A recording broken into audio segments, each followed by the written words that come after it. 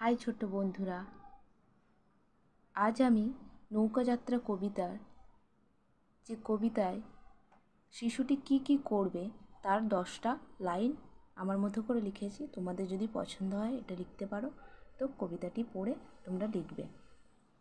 এখন দেখো, প্রথমে যেটা লিখেছি আমি, শিশুটি নৌকাযাত্রা কবিতাটি বিশ্বকবি রবীন্দ্রনাথ ঠাকুরের লেখা।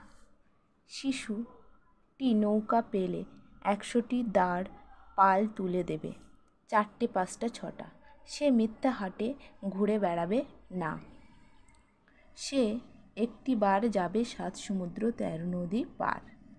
সে তার মাকে কাঁদতে বারণ করছে এবং বলছে সে রামের মতো 14 বছর বনে চলে যাচ্ছে না।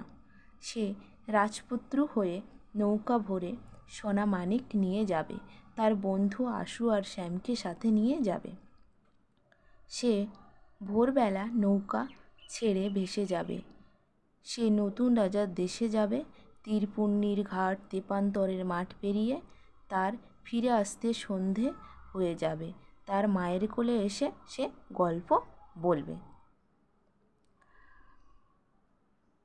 ভিডিওটা যদি তোমাদের ভালো লাগে তাহলে লাইক শেয়ার এবং কমেন্ট করবে।